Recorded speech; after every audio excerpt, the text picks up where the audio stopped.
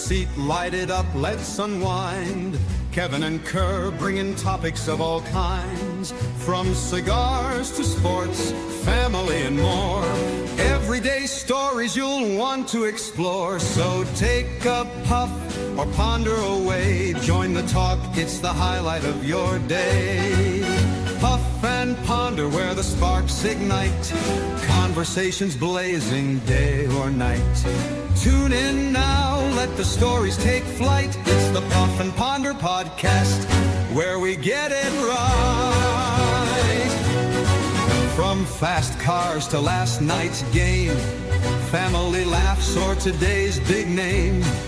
We've got the topics, we've got the vibe. Stay tuned in and enjoy the ride. So lean back, relax, take a break. Kevin and Kerr got the chat you'll appreciate. Puff and Ponder, the show that's great, where conversations ignite. Don't hesitate. What is going on, everybody? Can you hear me? I could hear you. We both had mic issues and horrible, man. Oh my god! I was talking to you before the show started about that guy. Yeah, I'm not going to bring him up by name. He actually made it a point to come back on that clip I had of Abe and make it a point like, hey, Ryan at Rocky Mountain had Juan Cancel on, and it was a really good show. I'm like, okay, that's fine. You like listening to Rocky or Ryan because Ryan doesn't talk about politics. I'm sorry that we, like whatever. Was there a purpose to making that statement? No, that was it. Just okay. Like, hey, I'm listening to Ryan now. It's like, well, I'm like, Ryan's a good guy.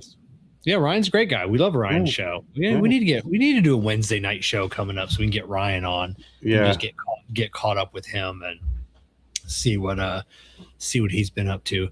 Karen, I'm on an emotional roller coaster with Punch the Monkey, and I don't think I can take it anymore. It's do you know who Punch the Monkey is? I don't know, but I have a feeling don't look it up. It'll be in your algorithm. You'll laugh, you'll cry, your heart will bleed for this little monkey in Japan that's being picked on by you. I know.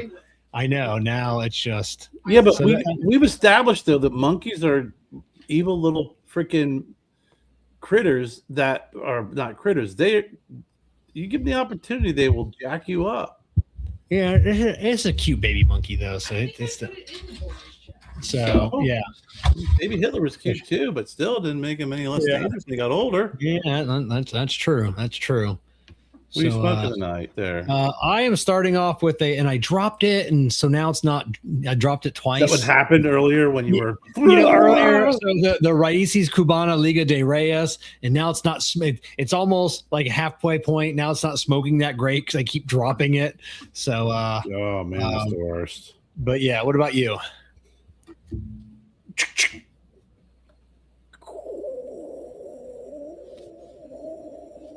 Oh, the Mr. Sinistro Jury of Six.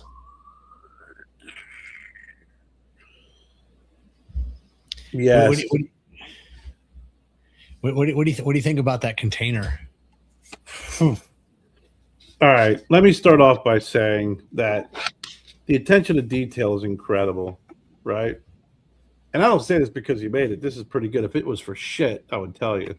Yeah. The lid's a little loose. That's the only complaint. The lid's a little loose. Is it loose? Yeah. Yeah, it's a little loose. You know it snaps into place, right? The lid's no longer loose, Kevin. I didn't want to break it. I would have felt like Coco the monkey and break it. Oh, okay. Punch the monkey. Yeah. It's a snap lock. All right. Well, probably Coco the monkey smarter than I am. Okay. Punch the monkey. So, I like that it has Bardo on it. Very good. Raised lettering, Mr. Sinistro, which is the cigar that this beautiful case holds. Sinistro. And this is all raised, nice and raised, as you can see. Yeah. It's raised. And then Jury of Six. And oddly enough, you get 12 cigars, not 6. But then you have, obviously it's the The barrel, yeah. Well, it's not the barrel; it's the wheel, The cylinder. The cylinder that holds the rounds. Yeah. Yeah. And as you can see, all the rounds here. Jennifer said the same thing I said initially, which was this would be really cool if they held individual cigars. And then I said, yeah, but then we'd only get 6 cigars. So it would be very specific and very, very, very specific. Where at least with this, once you're done, you can house more Sinistro cigars in here. Yeah, so there was a talk at the beginning because James is really new to 3D printing, so sometimes I got to talk him out of some things. There were talk about having. Kevin paused. I don't know if that's me or Kevin. Anybody? Is it me or is it Kevin? That was. Am I back? You're back. There you are. Okay, yeah, because I was still going on my end, but then all of a sudden it froze. So yeah, there was the initial talk was wanting the individual tubes, and then I'm like, well, 3D printing that, I mean, it really exponentially increases the cost of that, the whole thing. And I go, then what do you do with it afterwards? It only holds cigars, and it holds a certain size. Yeah, so everything I designed for the cigar companies, it's like, hey, when it's done, it's reusable. You want this sitting on someone's desk holding other stuff, so that way you're always, because a cigar box, you're not going to keep a cigar box on your desk. You might keep this on your desk and hold pens or something else, and then you'll have it, and it's always front and center. I think you did a great job with this. I mean, this is definitely something that is exceptional, and it holds this great cigar, the Mr. Sinistro. I love it. Thank you very much. We took that snap lock off. We designed that.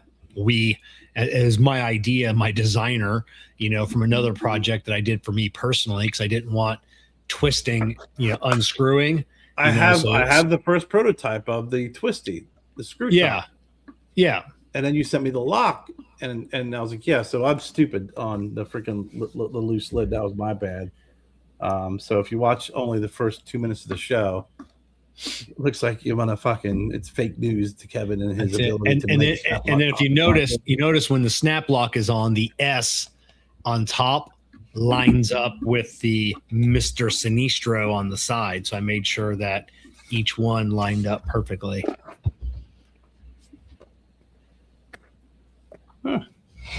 It does.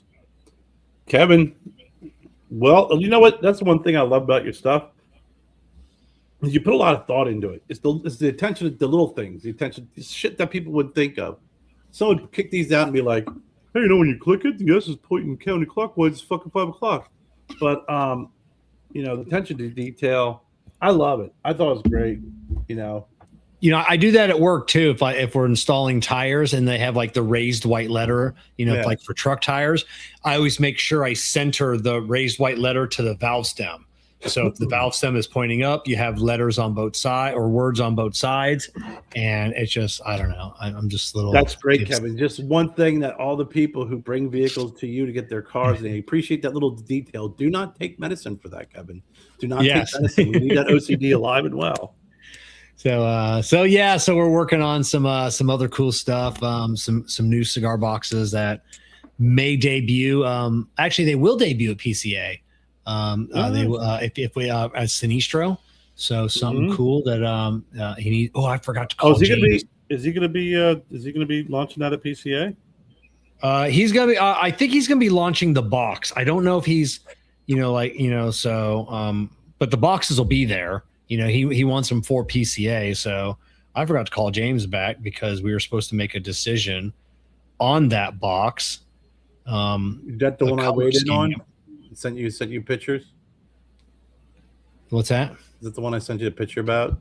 It said, "Hey, you should go." When we were talking about it, that box. I don't know now. How many fucking conversations do we have about fucking James and Sinistro? And you say, "Hey, he's doing X, Y, Z, and he's having me do this," and I sent you a picture. I'm like, "Here's what this would be really super cool." Oh yeah, no. He thought I sent that to him. He thought about that. Like he had that in his Yeah. Yeah, and it was just getting it to hold, because it was it was a really tough design to 3D print. Really? That I didn't Yeah, think so. yes. It wouldn't have been super hard, but creating a slide for that. I got you. There was a lot to the 3D printing that. So we went something just a little bit more complicated. Yeah, but easier to print. So nice. Yeah, because I messaged him when I was up at the Cardix place, and we got the protect your nuts and all those different Yeah. things. And he's like, oh my god. And then he sent me he messaged me about that, because he's like, you see what Kevin's doing? I'm like, oh yeah, Kevin. I'm like, I don't know what the hell. What do you mean Kevin's doing? And he's like, well, let me send you this. I was like, oh yeah, okay, this is pretty cool. I'm really stupid. I'm good at it. Yep, I like the Sinistro brand. I still haven't found a Desflorado here in California. That's kind of weird, because that's where Sinistro's at. Is Desflorado. So yeah, that's our song. Why don't you? Yeah. It's a great episode. It's a great episode. Oh yeah, that was a great Which episode. Woman? No, which woman? Which woman? Yeah. Oh my god, that was great. That is. But yeah, great job on this, man. That's hats off to you. This is a fantastic job. The cigars, there's 12 of them. It's a great deal. It's like $150 at Marto Cigars. Freaking worth every dollar. Yeah, that was we really had a good time. This was our first like real big cigar project. We've done some cigar holder or cigar rest, some other stuff, but this was like our first delve into like a container that holds cigars, and so it was we're pretty together. Who put the rounds in there? Those are printed. Those aren't separate. So the Mr. Sinistro, you can tell that that's a button that's put in, like it's glued in afterwards. But those rounds, the S. So that's like a that S is in like a you can see if you hold it up to the light, it's like a quarter. Now that's glued in there flush afterwards. Right. But those rounds are 3D printed into the top of the container. Oh wow! I didn't know. I didn't know. I guess the multicolor 3D printing is. You got your I have the ability to print 8 colors at once, really? Which I don't like doing. Like I'm doing another project right now, and it takes a long time to do. I have to load 8 separate colors into 2 separate what's called AMSs, automated material selector. It's like it holds 4 rolls of 3D printing filament.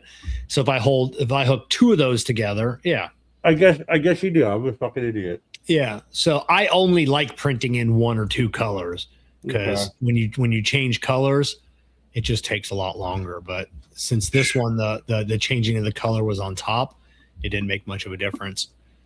So. Yeah. I feel like today the spring forward just really kind of, and I don't know why. It must be a mental thing. That 1 hour of springing forward really, I feel discombobulated a little bit today. I like it because as I this time of year, like when I walk through the garage to go back to the house to either get something to drink or go to the bathroom or something, I look because the garage is always open, and as long as it's daylight outside, that tells my brain to keep working. You just keep working. When it gets dark out, starts to get dark, my brain's like, hey, it's time to wind it down for the evening. It's almost time for bed, even though it could be like 7:30. My brain's like, hey, it's time for bed. It's getting dark. But as long as it's light out, my brain's like, keep it going, motherfucker. Yeah. Buffalo, New York. What's up, Velvet Cigar Lux? Yeah, that's interesting. Now, today actually at work, today I can say was one of the fastest days of work I've ever had. Yeah. I felt like I woke up, I sat down, turned my computer on, and it was like 15 minutes later, freaking I was done at the end of the day. Those are great days. It's been such a long time since I've had a day like that. Yeah. Sunday was like that for me because I work at the shop by myself on Sundays. So when it's busy, it's like that. You open up the shop at 8 a.m. You're by yourself, so there's no talking. There's no looking at your phone. And like I said, next thing you know, it's the end of the day. Yeah, she was busy. I kept busy, which was good. But yesterday I was in a cranky mood. I don't know why. Yeah.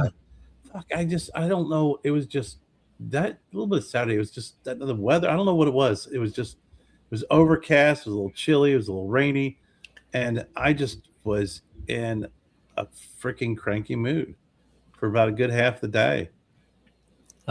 Jennifer's like, why are you so anxious? I'm like, I'm not. There's a difference between having anxiety and just being freaking angry, irritated, or just grumpy. You freaking put me on an airplane, you can call me anxious all day long because you're probably right. 100% of the time. But in situations like yesterday, I was just grumpy, just in a grumpy mood. Yeah, I was getting a little grumpy at the end of the day, Friday, and because I was hungry, because the boss man was making like burgers for lunch on our grill, and then I'm like, yeah, he asked if we wanted a burger. I'm like, yeah, we can do burgers, and then it's like 1:00 in the afternoon, and he's like, start making. He's like, how many you want? And I go, I don't want any. It's fucking 1:00. I don't want lunch at 1:00. I'm gonna have dinner like at 4 or 5, and this is just gonna ruin my whole dinner.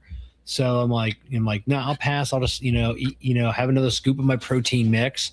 And so like 4:30 comes around and they got like a big job for me that they want me to do. It's going to take like 2 hours. And I'm like, no, I'm going home. And then, the sales associate, she's like, oh, we really need you to stay and do this. I'm like, then go tell Mike to get me a pizza. I go, I'm fucking hungry. He screwed up my lunch. And she goes, I'll be right back. And I hear Mike yell from across the shop, is pepperoni okay? I go, yeah, pepperoni's fine. And then he comes up and get this. He goes, hey, do you want a pepperoni pizza, or would you rather have like an herb crusted chicken with butter noodles and fresh broccoli on the side? I go, yeah, that sounds delicious. Where are you getting that? And he goes, oh, it's my leftovers I was going to eat for lunch. And I go, fuck you. Oh, man. You the first time he met you? Yeah, you want to heat up your leftovers to give to me instead of going to get me a delicious pizza? Get the fuck out of here. And he got the fuck out of there and went and got me a pizza. And I didn't work. I didn't pull that car in. I finished up what I was working on, and I just stood there until he went and got me a pizza and he brought me a Diet Coke back.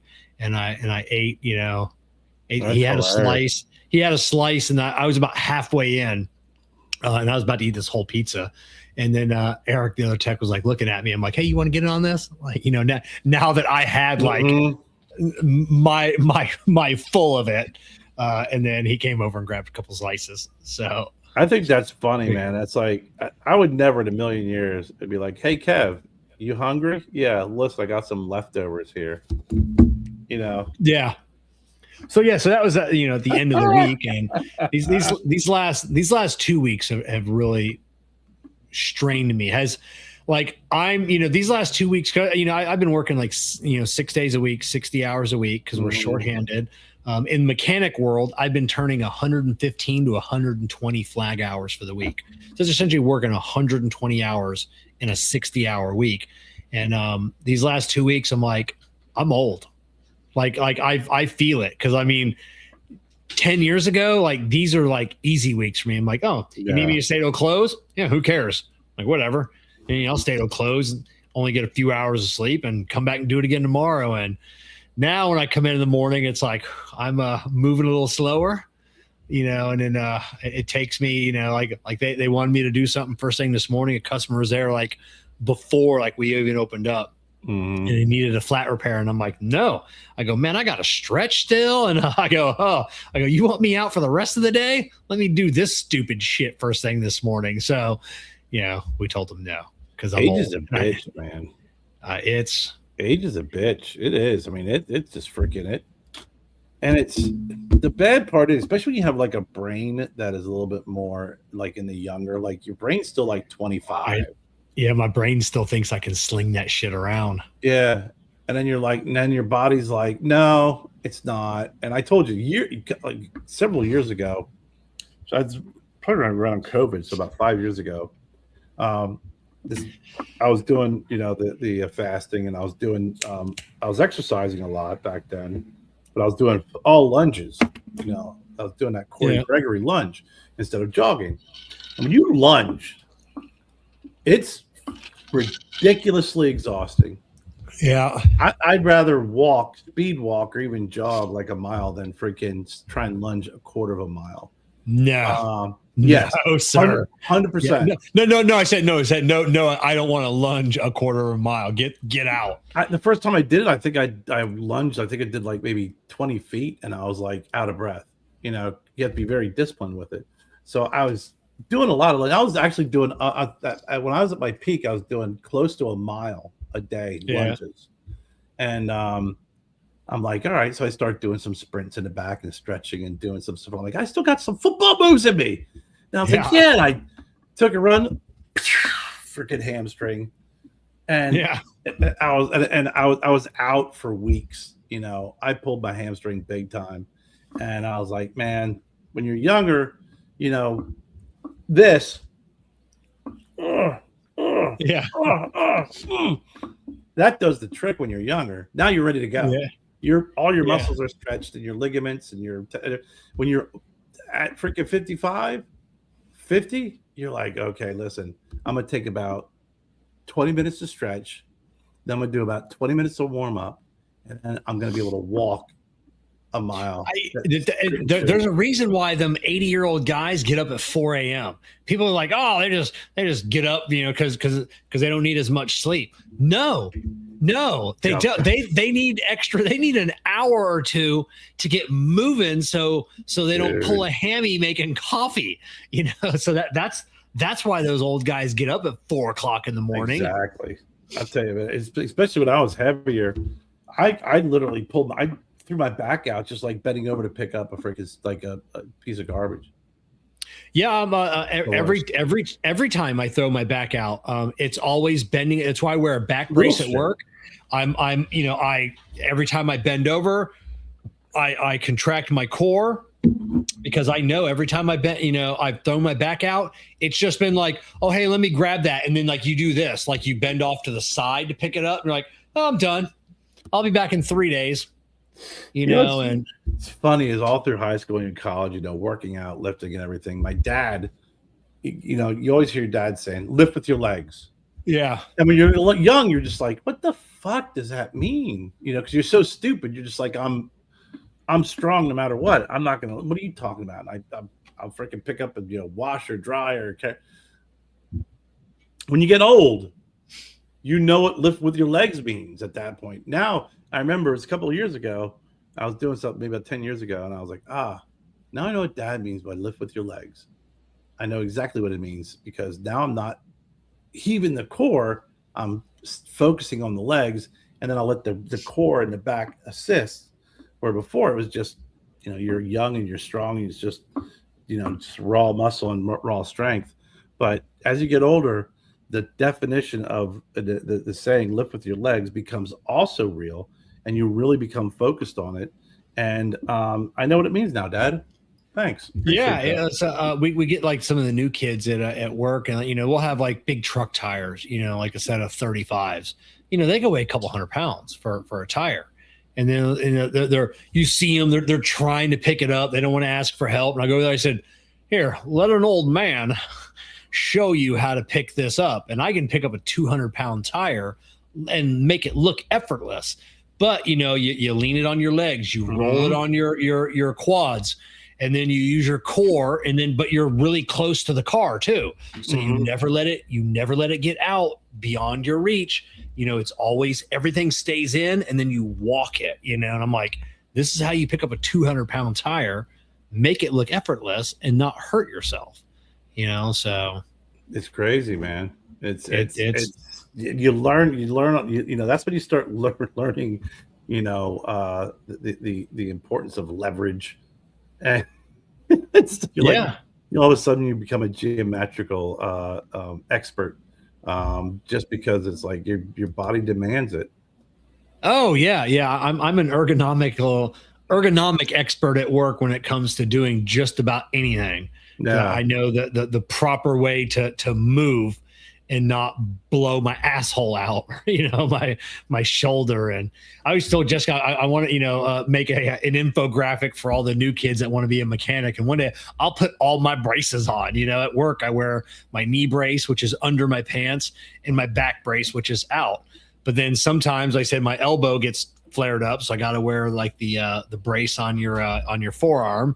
And then when I come home, usually at night, I put my shoulder brace on and wear that throughout the night. And have all my braces on. I'm like, oh, you want to be a mechanic? Yeah, better buy all the tools, buy all this stuff, and get some. You're the Tin Man. You got to oil up your joints. Oh yeah, that's it. So, oh my god. We were talking earlier. I know off in chat that the time change has thrown off your fasting, your eating schedule. Yeah, a little bit today. Yesterday, I did a little. It was my day of feasting. Kind of. Yep. I needed to cheat a little bit, which realistically, I'm kind of proud of myself because. Cheating would have normally been like, let me sit and freaking snack. So I still had my first meal at lunch because the one thing I love and I hate about fasting is I was always a breakfast guy. I love breakfast. We asked Jennifer, I wake up in the morning, I come downstairs, the first thing I got to do is eat. Like if I was rich, I would be. I would have servants wake me with breakfast right there, ready for me. But with fasting, it's made me dislike breakfast. I can't even now when I eat it, it throws my whole fucking day off. I tell you, I told you before that when I first started the fasting, I cut Monster Energy out, and then I really wanted to go back to it, but it destroyed my stomach. And any like those fancy drinks from Dunkin' or Starbucks, like the cold brews, like I can't eat them anymore. I'm saying with breakfast now, like it really upsets my stomach because now like I try and force myself to eat breakfast because I know I like breakfast. Like you said, it just ruins your whole day, and now I don't want it. Even on cheat days when I'm like, okay, I'm gonna have my breakfast, I'm gonna go down to Waffle House. I'm miserable for the rest of the day. So my cheating usually comes, either at dinner or, maybe I'll eat like a little snack or something because I am trying to do this fasting, for my dad for Lent with, the Daniel diet, just all, natural grains, fruits, vegetables, nuts, and just lean meats as well. That's it. But yesterday, Jen got pizza from our favorite pizza place, and I had 2 slices, and immediately paid the price because it's pepperoni. But this thing is called the Pinky Tuscadero. It's got this pizza is made with vodka sauce, the pink sauce, and the pepperoni is so fucking good, so crispy and thin. And then I had a couple of Girl Scout cookies. That was it. That was my cheat yesterday. But today, I kind of felt like when I woke up, I got hungrier earlier, and then I'm like, I got to hold out. So I had lunch, right at noon, maybe a little bit afterwards, I think. And then after I was done with lunch, because there wasn't much to eat in there, and Jen, you can come out here and yell at me if you'd like. But I was like, where's like she's like, well, we got soups, we got this. I'm like, yeah, but I like, where's like a bag of like, grilled chicken I can just, throw in the microwave. She said, we got quinoa. So I was like, if I'm going to stick with this fucking diet, I got to heat up a bag of quinoa and eat a bag of tuna. Yeah. That does not go well together, Kevin. No, can't imagine it does. It doesn't. But I made it work. So I eat that for lunch. And then I had some nuts. I always have, they're good for you. And then this afternoon, I start getting really kind of cranky, hungry. So I ate a couple of handfuls of nuts. Then I went and I got a bowl of blueberries. Ate some blueberries. So I'm like, okay, if I'm snacking in between, not a lot of calories. If I am going to eat calories, it's going to be good calories. This peanuts, good for you, but also, good for HDL. So this afternoon, I kind of felt like I was stumbling a little bit. Midweek is where I want to do another 24-hour fast because I got to do another one. because even after I ate the cookies, again, my cheat time, I don't even enjoy it anymore. Yeah. It's to satisfy a craving that I have, and then once I eat it, I'm like, man, that satisfied my craving. My body goes, yes, but the rest of me does not fucking like this anymore. This is disgusting. And I just got real freaking gross and stomach gassy and just felt like crap because I had the Samoas. I like the little coconut ones. Those are fantastic. So, and then for dinner, Jen made salads, and I had a salad with some beef tenderloin on top, and for dressing, I just take olive oil. This is good for you, but I have Tabasco olive oil, so it's olive oil infused with Tabasco. Oh, okay. It's really good. And then I just took some vinegar, and that was it. That's what I have for dinner. So, well, that's good. Yeah, I normally don't snack in between meals, which is why I kind of felt like this. I got hungry earlier, and then I started snacking. So I'm like, okay, I got to make sure that I'm drinking more water, which is most important, with this fast when I get that way. And when I start getting a little bit hungry this morning, and I start doing this a lot better, because I kind of fell off the wagon a little bit with my Metamucil. Yeah. Because Metamucil, you don't want to take it with vitamins because it can impact your absorption of your vitamins. Yes. So I'll take my vitamins in the morning, and then I was drinking my Metamucil somewhere around 10 o'clock, and then I get busy and I forget. So I've been better over the last couple of weeks of making sure that I do my Metamucil as well. Yeah, I messaged Jessica one day last week at work. And like I said, the last 2 weeks, it's been so crazy, working so many hours. We're just messaging, about dinner. And I told her, I said, for the first time in a long time, it's like, I'm not just hungry. Like, I feel malnourished. Like I'm not getting the protein. I'm not getting anything of what I need. The protein, the carbs, like my body is 100% deleted. All the reserves, everything I had, like I just felt malnourished. It wasn't just an empty stomach. Right. It was just, everything was just depleted. And I was just, and at dinner, I just can't consume enough calories to satiate my appetite. And so I just made sure, a few days, taking extra protein and just trying to get, now I'm just, today I'm feeling better today. Like I feel like I've topped off my reserves and like I'm good. I'm 1 pound away. I'm 170.5. I'm almost at 169. Like that's my goal to hit. That's my goal to be in the 160s. I haven't been in the 160s in 30 years, so. Yeah, I got my goal too. Same thing. It's like I want to get into the 220s, and I don't mind playing around and fluctuating in the 220s. Yeah. Because over the summer I was fluctuating in the 230s, Yeah. And that's when I think it was 233 is what I got down to. And I stayed there for about a month.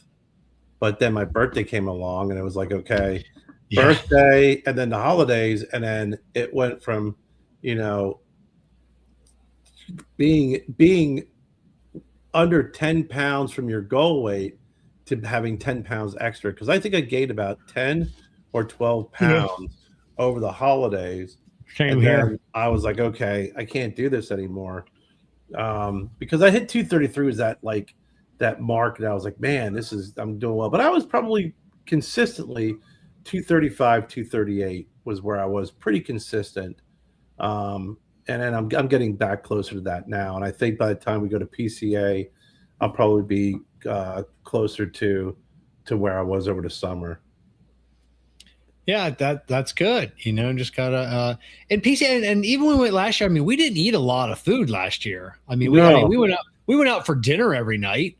But we didn't eat during the day very much at all. Oh my God, no! It was just eating what we could, and really even when we went out at night, we didn't drink that much either. It was just maybe we never. Beers. It was hardly anything. Yeah, I think we had a couple of drinks with our meals, but it's not like we were walking down the strip, like going into places to have drinks. Oh my God, that's no. No. I was actually, that was the one thing I was kind of laughing about. I was surprised at the most, where I was like, we didn't really, you know, in a situation like that where you could be out partying all night long, and you know you're in New Orleans and everything else, it was like Kevin and I, we go out, we could do, you know, grab something to eat, go to an event. And it was like, whoo, Yeah. old man's kicking in. Time to go to bed. Yeah, because we know we got to walk another 30 miles tomorrow, you know, around that convention center. So Oh yeah, we've got we're, you know, so we're getting pretty booked up for PCA, and I've kind of held back a little bit, booking a bunch more appointments because I'm waiting for Dunbarton. Steve, I've kind of left some spots open for him because he won't send his media list out for another week, and we definitely got to hit Steve. So, but yeah, I think we got about 25 interviews so far. Wow. You know, so I mean, we only did like 35 total last year. We picked up a lot of we did a lot of, like, you know, like, oh hey, do you have free moments, like drive-bys? Yeah, and that's what we'll do again this year, you know, because I'm just booking one on every hour, and that's what we're booked. And then, you know, and most of our interviews are 5 to 7 minutes. I try and keep them at 5, so that gives us another 50 minutes to get to the next interview. So if we can hit, you know, now we just won't feel, because I knew last year we had a number that we had to hit, and we had to make that, so we were just pressed to get everything we could. Now, you know, we can squeeze, you know, one in, you know, in between the hour or two. Then if we want to stop and chat with somebody, we can. We won't be as pressured this year to maximize every single moment. You know. Yeah, I remember to turn the camera on when we're over at yeah, Asylum. Yeah, I already reached out to him. They aren't booking quite yet. So that was fucking hilarious. I was like, man, that was awesome. Why didn't we film that? Oh man. Yeah, I know. I learned now. I'm like, you know what? I gotta detach myself from the moment and just remember to turn the camera on, like I did when you and Boothie were fucking around. You know, like, pop that on. So, but yeah, hey, did you see that a retired Air Force general is missing, and he apparently is like the holder of like a whole bunch of UFO secrets? Get out of here! Where'd you hear that at? I was looking up some things, you know, because we, you know, what we talk about usually. It's like, okay, and I was telling my friend that I was like, you know, I said, you know, we get on, we talk about cigars, you know, we'll probably piss some people off, talk about politics. I said, then everything always ends up with UFOs. Yeah. So I daily check and see if there's any UFO updates. This was like a couple of hours ago. It says the former U.S. Air Force generals vanished after leaving his New Mexico home this week. And this guy apparently is causing some. So they have a silver alert, so it may be AIDS. There might be something going on. Yeah. They said he does have medical issues, but apparently this guy is he's very, very. They said this is a grave national security crisis because of what this guy knows, sensitive secrets about the United States government and with UFOs. Wow. Yeah.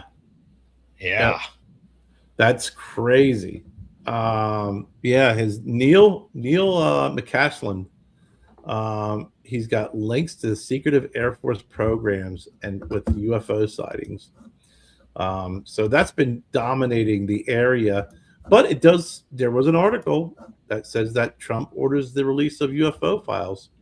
Yeah, ordered that release, and then like I said, his was this his daughter or his niece? Someone said like he's got daughter-in-law. Was it daughter-in-law that said he had a speech or something? So, yeah, it was a daughter-in-law? You know, so that's planned for like June. So, you know, you know, we're gonna razzle dazzle. We got Iran, we got the aliens. We're you know, so a lot of stuff going on, man. There's a lot of stuff going on. So might as well rub everybody's rhubarb the wrong way. Since you did mention Iran, it's 47 years of what it's been. Kevin, I remember back when they back in the 70s when they freaking had the American hostages. Yeah, you know, in the And I the remember shawl. Yeah.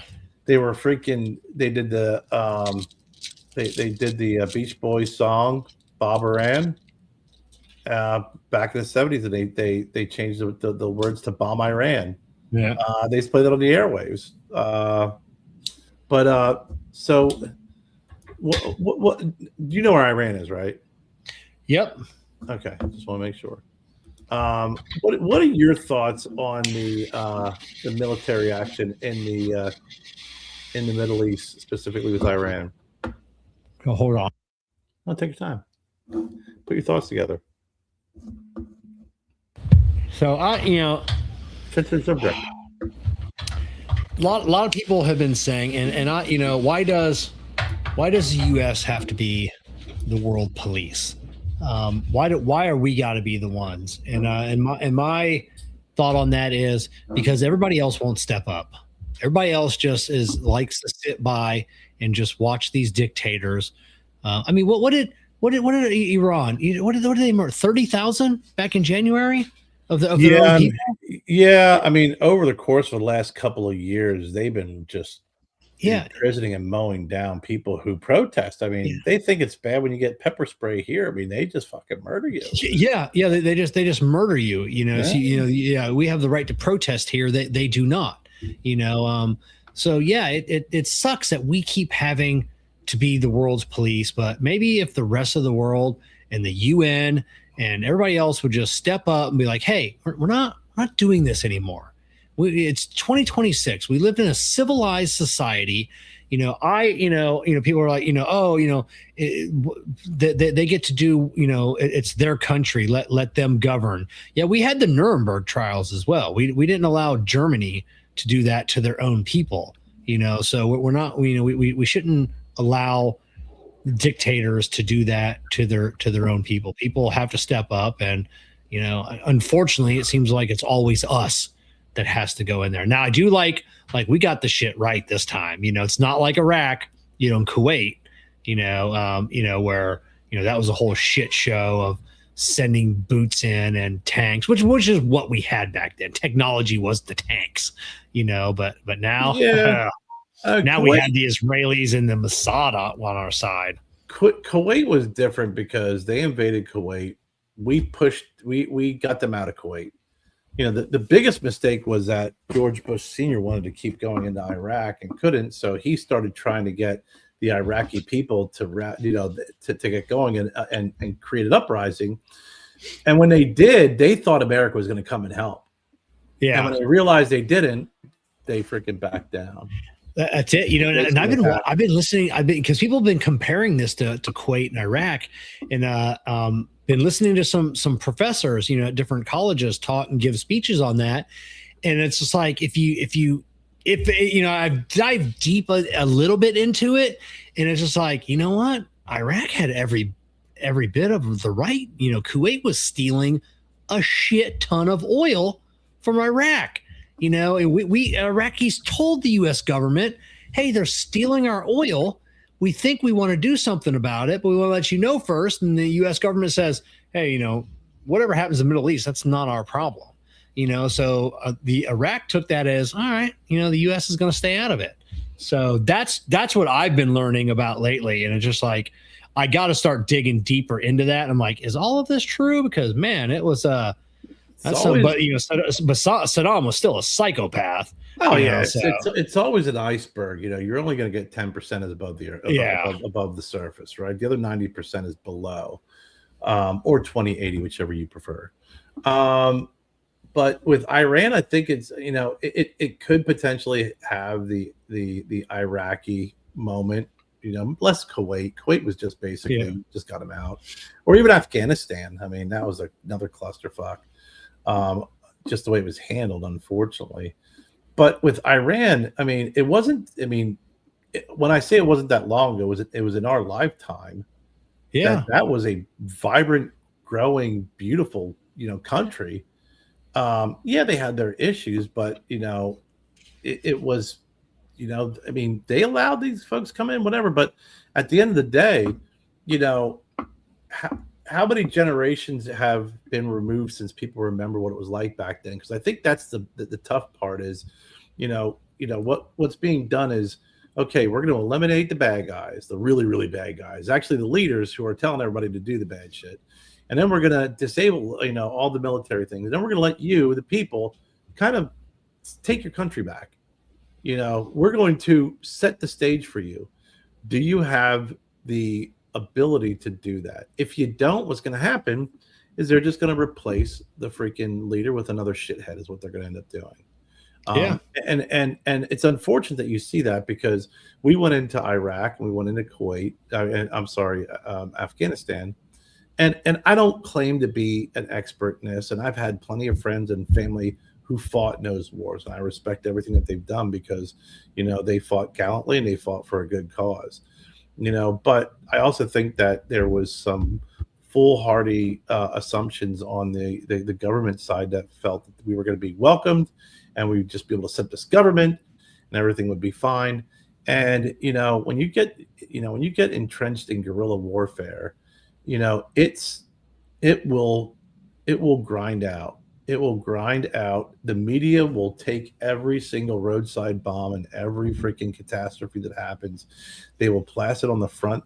You know, you could open up, you could build 50 schools and freaking talk and say that you liberated the women of Iraq and they can go to school now.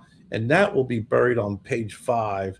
And a roadside bomb will be the freaking front page because that's the way the media is. It's been like that since Vietnam. Yeah, that's what, you know, my buddy Blake, that he'd served like 8 tours in Afghanistan. For one tour, 2 tours, they had a journalist embedded with them, and they were building schools. What they were doing was building, and it was never reported on. Like, you know, it was always, you know, if they had to go out on a mission, you know, roadside bombing, this and that. Yeah. That's what the reporter, and they're finally like, you can leave now.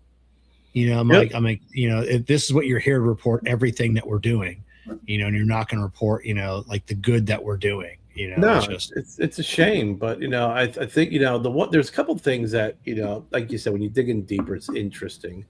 You know, is this really the United States just going in and flexing on a country, or is this, you know, there are a lot of links to the assassination attempts to Iran.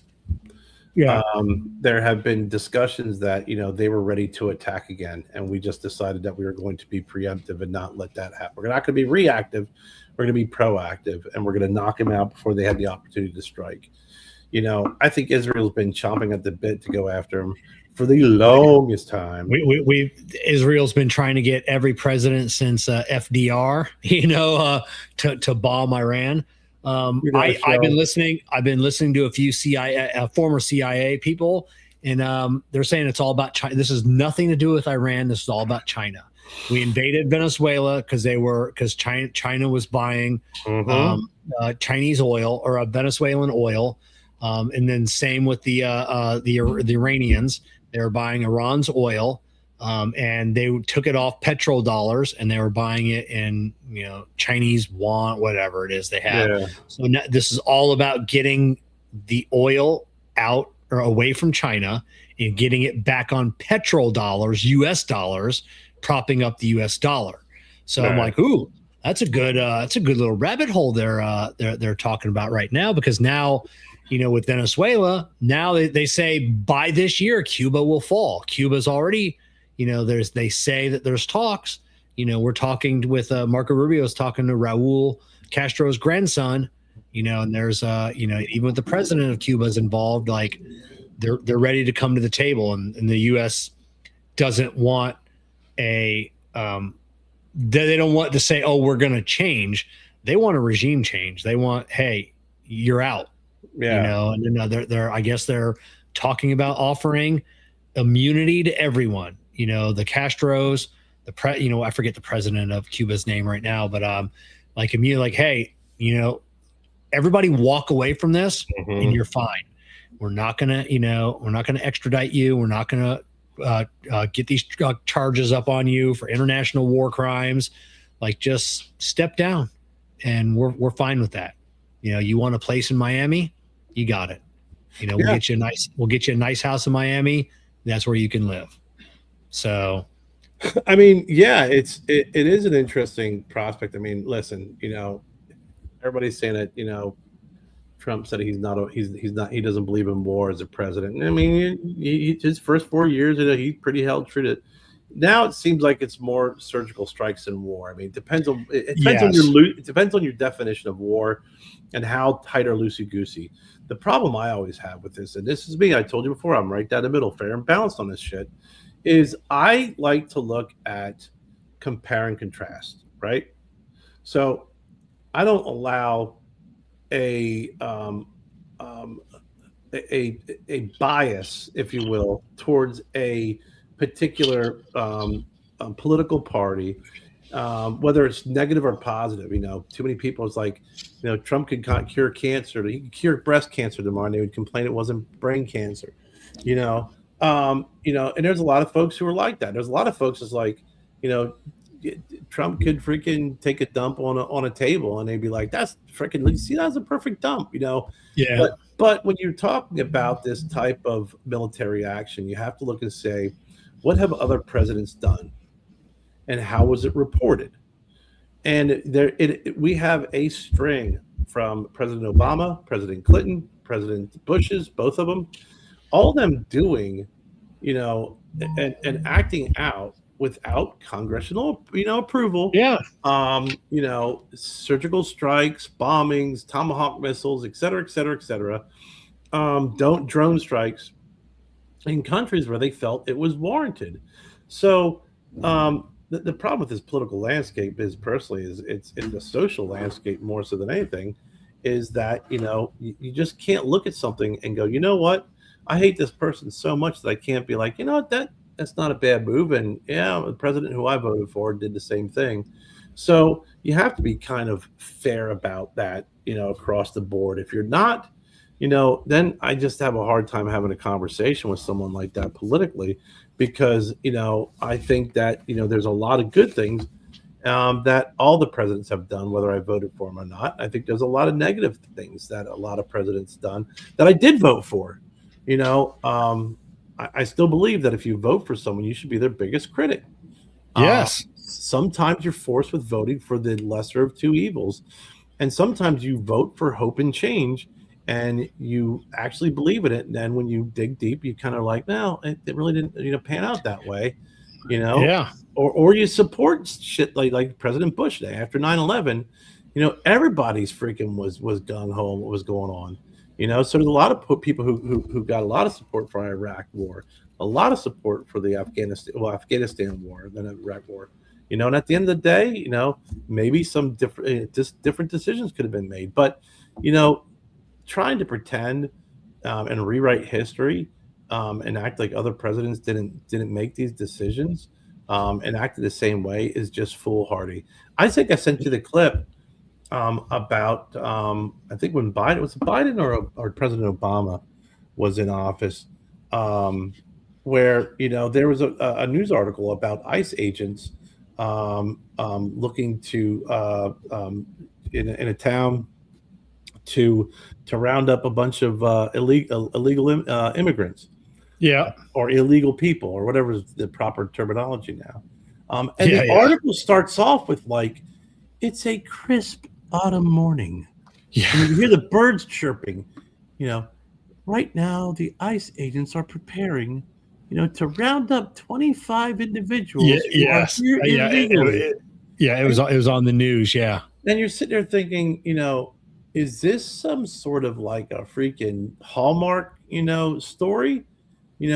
So I think there's just so much bias in this environment where you can't have an open, honest dialogue with someone about something and have a disagreement and then walk away from it, especially when there's facts out there. I mean, this isn't the 1970s, 80s where it's like, yes, I think I have a picture of that somewhere. I think about my friend took pictures that night. We may be able to find one. No, it's on video. It's recorded. You can't deny the lies. Yeah. And now with AI, it's even getting worse when you have these different freaking derangement syndromes and the stuff you see. So at the end of the day, I think that you need to compare, even if you didn't vote for them, you don't like them, whatever. Start comparing things equally, and you'll find that you want to make sure that if you made a decision and you're not 100% confident or sure about it, just don't stick blindly with somebody or something. Yeah, or something. It's good to have an ideology about something, but you can't be married to it to where nobody can convince you otherwise. It's just people know my political belief. We'll have political conversations, and if someone says something that I don't like, I'm like, no, you're wrong. Let me tell you how it really is, or you'll just start making excuses when you really don't know anything about the topic.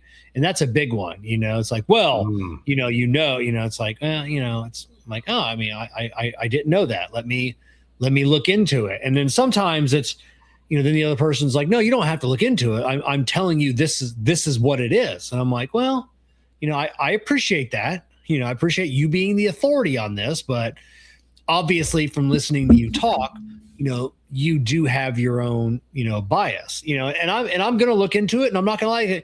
I'm probably going to go into it looking, if it's something I really don't believe in, I'm probably going to look at it with my own bias, trying to debunk it. I try not to, but that's human nature though, Kevin. Yeah. That's human nature. If you believe in something, you're going to go into something if you want to learn about it, and there's going to be some skepticism.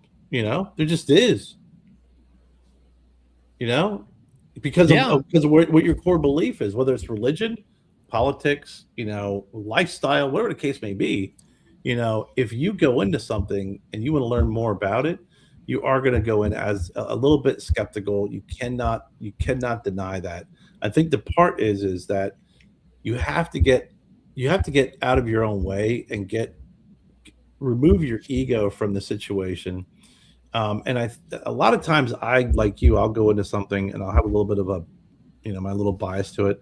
And then I got to sit back and I got to kind of reflect on and go, okay, am I being honest with myself? What I just learned, does it make sense? Am I being honest with myself? Is this something that would be a compelling argument? Is it objectively true? Are there some subjective, parts of this argument that I can understand why this person's passionate about it, because they find it, it's rooted in them, not only objectively what they're taught, but subjectively they're passionate about it.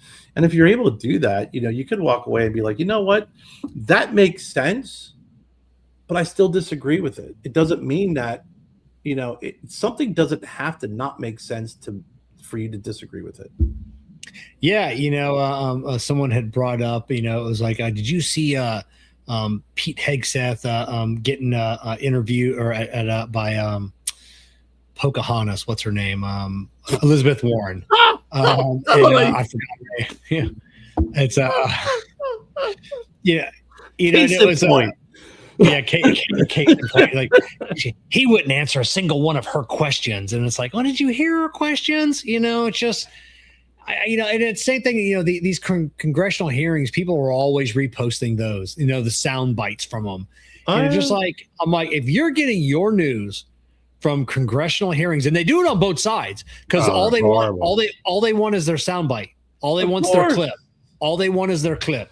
Whether it's Kash Patel, Kristi Noem, Pete Hegseth, all of these people, all they want is they're going in with their staffers and be like, hey, you gotta ask them this and this. We gotta get this sound bite, so you can use that on your reelection campaign. That I grilled Kash Patel, I grilled Pete Hegseth, about this, and he refused to answer my question. It's just you got your sound bite. Well, when you look at the way those things are set up, it's like they refuse to answer my questions. So like, Kevin, imagine this. Hey, Kevin, how you doing today? I'm glad you could join us.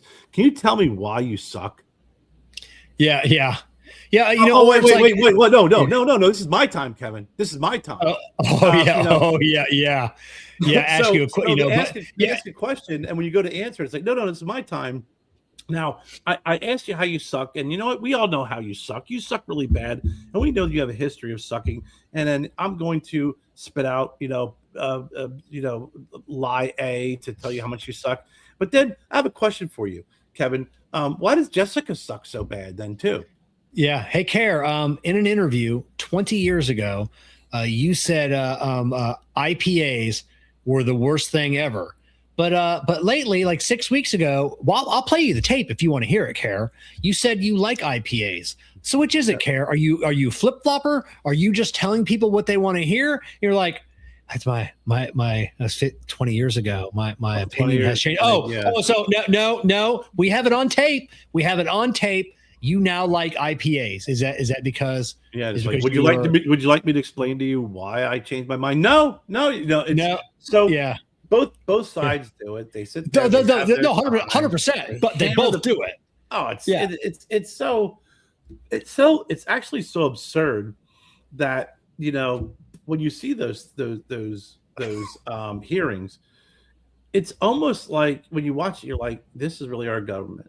Like, I'm paying how much money for this ridiculous goat rodeo when nothing 0.0 has been accomplished except for that person got their soundbite that they can use for their commercial to get reelected to make more money that I'm paying to do a very shitty job. Because the one thing this government was set up as, and you could see how many years after the inception of the United States, which we're coming up on our 250th birthday, how many years out where anybody in politics lost money, lost their ass. The first 10 presidents is like, yeah, he came in, he was a farmer. He left, he was poor as shit. He died down by the road of tuberculosis at 48. I forget which president is that it was, and it was like more than I think a dozen deep, maybe more than that. We're like, hey, we should probably set them up with like a retirement account because like they're dying, and like they leave and they're broke. Like they don't have any money. They were the president of the United States. Because they financed everything. It's like, hey, listen, President, George Washington, you're rich. Okay, great. Hey, we're gonna have this really big ball to commemorate your inauguration. Okay, great. Yeah, we need some money. Yeah. And it was like that for the longest time. And at some point, politics, when you go in to serve, actually passionate, and there's a lot of people still do it. They're passionate about serving their public, their people. They want to make a difference. It turns into a career. And that career depends on how long you're there. You get set up with freaking retirement, fucking full bennies for the rest of your life. And as long as you don't get ousted in a scandal, like you just go out, go out like, great, hey, I'm not running for reelection. That's it. You get it for life. You get medical for life, and you get your retirement for life. So that's your goal, is just to go out and get that. And I find it funny that Dan Crenshaw, he got booted. He lost his reelection bid. And I liked Dan Crenshaw to begin with. And he was a war veteran, lost his eye, and I think Afghanistan. And he was all about that. And I was super stoked that he got in. And then people started taking, lately Sean Ryan and him have had a huge beef, and it's just like, you came out on a military disability pension and now you're worth, $20 million, $30 million. Like how did that happen? And Dan Crenshaw threatened to sue, send cease and desist. You need to take that episode down. And Sean Ryan's like, as an American, I'm not allowed to question that. I'm not allowed to ask out loud how you went from, having your military disability pension to being worth X amount of millions of dollars. I'm not allowed to ask that question. Is that? And then, Dan Crenshaw is basically saying, yeah, you're not allowed to ask that question. Yeah. And Sean Ryan, I'm back and forth with. He could be a dick. He is. Plus he's dumb. He's not very bright. His interviews, I can't even watch them anymore because they annoy me, because he just like interrupts someone who's highly intelligent, who's telling a great story, to talk about himself. Yeah. And then it goes down a stupid rabbit hole. He's like watching what's his face from Smashing Pumpkins. Lead singer. Not Pete, or is it Pete? No. Fuck. Now I'm getting old, right? I can't remember. Yeah. Fucking thing. But that guy, super smart, I mean, ridiculously talented. But when you watch his podcast, Billy Corgan. Thank you, Jennifer. Yeah, that's what it was. Brian Woodward, yeah. He talks about himself. He literally, everybody's ripped him off. He's like, this song that I wrote, and then you see this guitar solo. Yeah, Metallica ripped. I'm like, shut up, Billy. Like, listen, you're talented, crazy talented, and the shit that you did with Smashing Pumpkin is 100% freaking on spot. You were ahead of your time. It was true talent. What you did with freaking Kurt Cobain's wife and made her and her band whole. He wrote the freaking their first album. Crazy talented. But you're a dick. I mean, you're an arrogant freaking asshole. The difference between, for me, the difference between the Sean Ryan show and Joe Rogan. So Sean Ryan show, it's an interview. You're there. He's asking questions. You're, giving answers. And luckily, if he gets like a really, really good guest on, Sean rarely ever gets to speak. But it's an interview show. Question, answer. I like Rogan because I almost feel like sometimes I almost feel guilty that I'm eavesdropping on a conversation that's not meant to be for other people to listen. It's just two people just having a conversation, talking back and forth. And it's like, sometimes I feel like I'm eavesdropping. You're like, ooh, hey, does he know we're here listening to this? And that's all it is. And Joe Rogan is like, and he's like, he's like, oh, I didn't know that, and it's, or he'll say something and someone will like challenge him on that. He's like, no, this is what it really is. And he'll have his producer, like, hey, pull that up. And then he'll pull it up and it'll say like Joe's wrong. He goes, I didn't know that. I misunderstood or I got it wrong. He's like, and that's what he does, and I said he says some wacky stuff too, and it's just like sometimes like, ooh, that's wrong, Joe.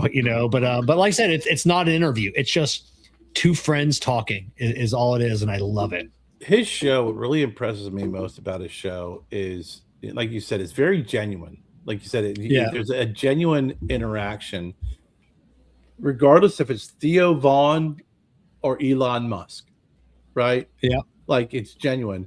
But Joe's smarter than a lot of people want to give him credit for. Yeah. And he's not only he's knowledgeable. He's knowledgeable is the other thing. And before he has his guests on, I think he already has a pretty solid base of knowledge, but he really does read up and he prepares for the person who's going to be on in the topic they're talking about. Yeah. And it's very rare that you see him slip into like Sean Ryan. We'll sit there and want to talk about Sean Ryan, what Sean Ryan does. He'll draw some parallels to some things, but his conversations are very, very engaging and they're very genuine. And like you said, I've seen him say stupid stuff. I've seen him admit he's wrong, but generally it's, especially when you make him laugh, that's a great part too. Oh yes, because when he forgets it, but I mean, when I kind of first saw his podcast, I'm like, dude, Joe Rogan, UFC Fear Factor, Joe Rogan, that fucking Chachi, and when you watch it, you're like, God dang, that dude's pretty fucking bright, man. He's very knowledgeable, and his conversations, even with like guys like Elon Musk that are freaking smarter than 90% of the world, he can have a conversation with someone like that, and it's pretty impressive because that's tough to do. Yeah. Oh, it is. It is, and it's great. It's why I love listening to him talk. I can watch. I don't watch everything he does because I don't have time for these 3 hour. No, because it takes me 3 or 4 days sometimes to watch. Yeah, these interviews. So I got to pick and choose which podcasts. Lately I've been watching more of a Diary of a CEO. I really love that guy. I forget the guy out of New Jersey that has a podcast. Great guy. Right. A guy here in Florida. So there's a few. if the only reason I watch Sean Ryan is if it's someone that I'm really interested in, like the guest. Like AJ was really good on there. AJ from Live Files. Yep. That was a great interview. I just started AJ's new podcast today. So I started watching those. I'll tell you, man, that's another one. I love his stuff. I still think there's a possibility he may be a government plant, especially during his Live Files with just trying to disprove everything, because a lot of stuff he disproved is kind of recycling back now, as like the one in Brazil. Was it Brazil or Varginha? Varginha. Like, he dispelled that. Yeah. 100%. Yeah. But it's coming out now going, no. Yeah. He just had that guy back on. He had him on. Real. Yeah. It's disappointing because his podcast, like you said, it's in the basement. It's 2-3 hours, and it's really cool, interesting stuff. I just don't have the time for it. I know. Like I said, it takes me a couple of days. It takes me 22 minutes to get to work, so I'm listening for about 18 minutes either way. And when I'm home, he's another genuine interviewer too. He is. He really is. He's just inquisitive. He has questions for his own.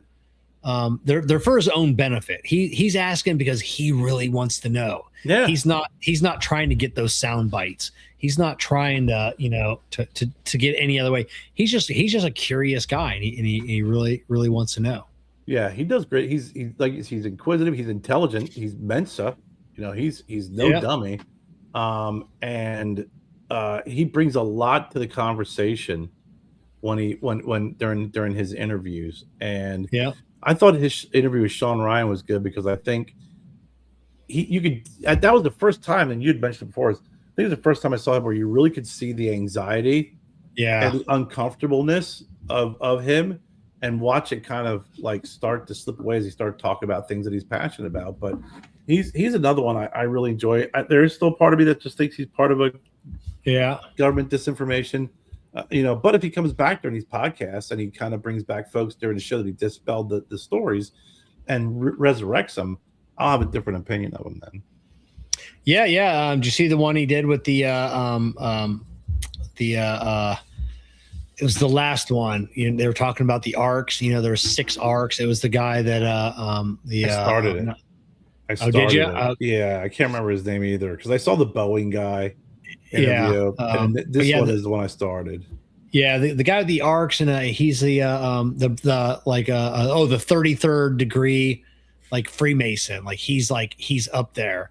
And he was talking about the tours he does in Egypt. So I guess a couple times a year he puts together a tour with people, and they go to Egypt. And the places that he gets to visit, like when you're with him, are not open to the public. You're not allowed in there ever. And Sean or AJ was asking, well, how do you get in? And he goes, well, it's because the Freemasons have been doing these ceremonies in Egypt for hundreds of years. And the Egyptian government, recognizes the relationship between, the Freemasons and in history. So if you actually become a Freemason, you can actually have your initiation ceremony in the Great Pyramid. Like they allow that. Like it's in the Great Pyramid. Hey, Jen, tell Pop that I'm going to go join the Masons Lodge and I want to be inducted in the middle period, the pyramid. Yeah. So, all the places you get to see, and it's just like, that's, when people, I went and looked up his tours. I couldn't get a price on the tour, and I guess you got to reach out to him.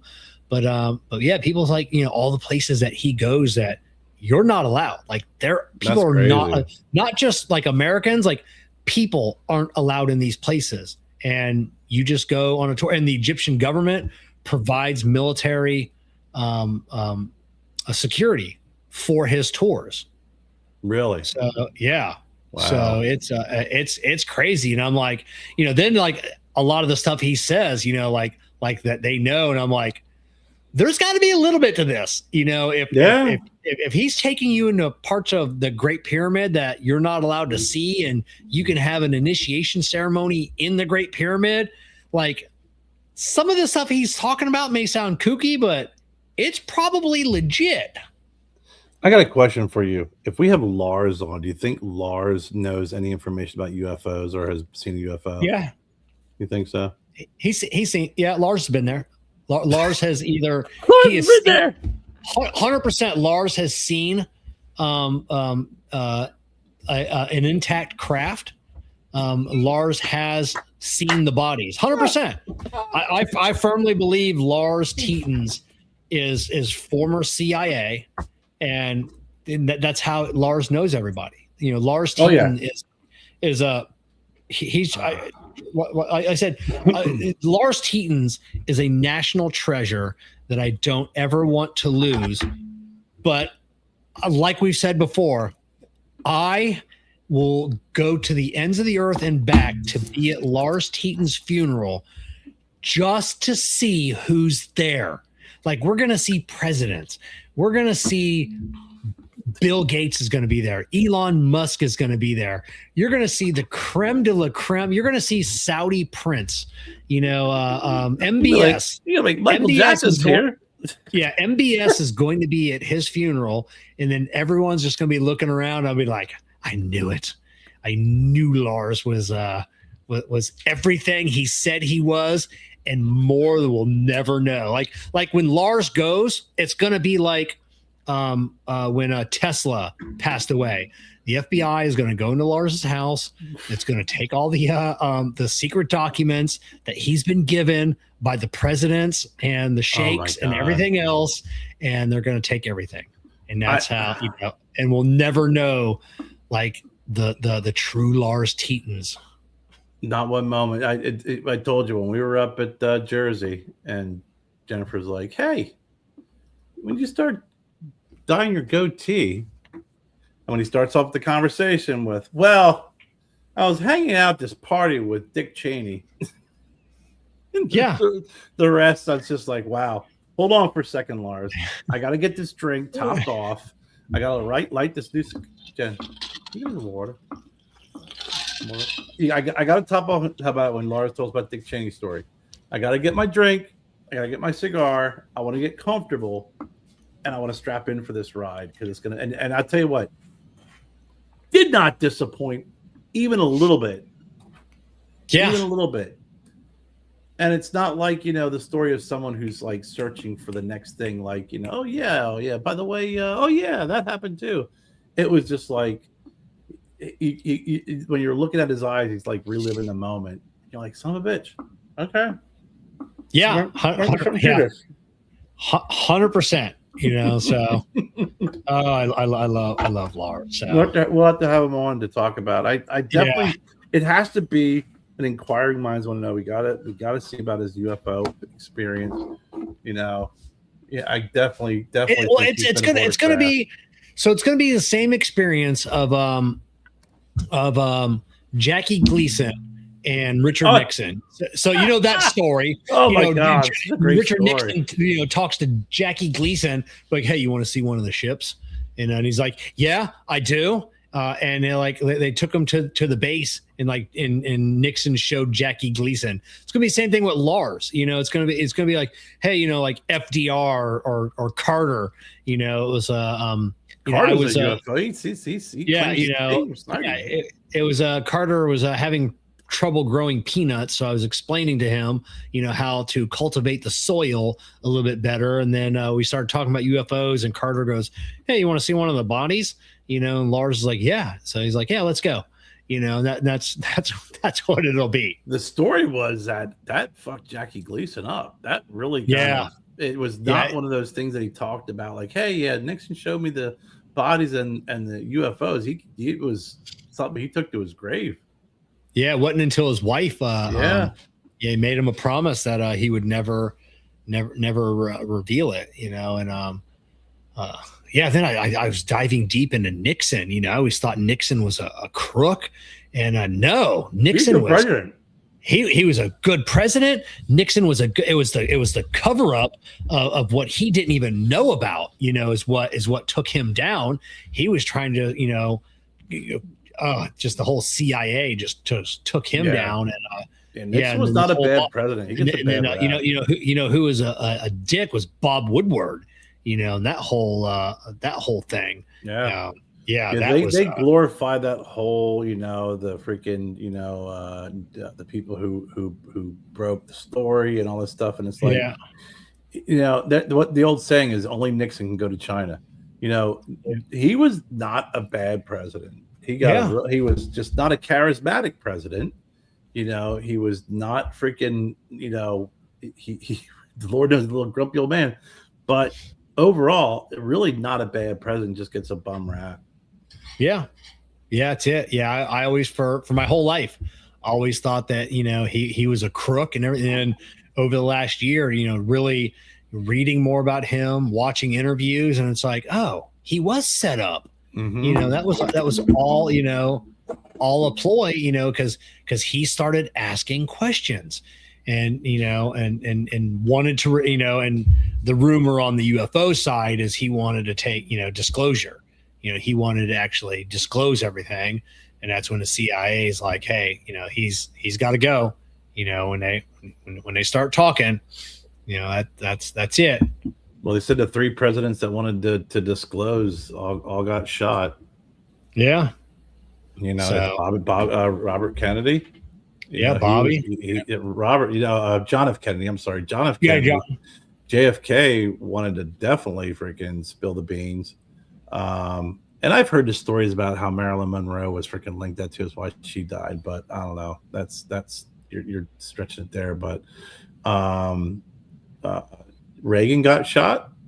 Yeah. He wanted to do it too, because his whole Star Wars program, Yeah. everyone laughed and mocked at that. And it was like, yeah, and they said, Trump, he was another one that wanted to. He's still obviously in the process of. They say he's going to do it, but his whole defense is his Space Force. Everyone mocked. Well, now they're using that technology. The beams up in outer space to detect missiles being launched.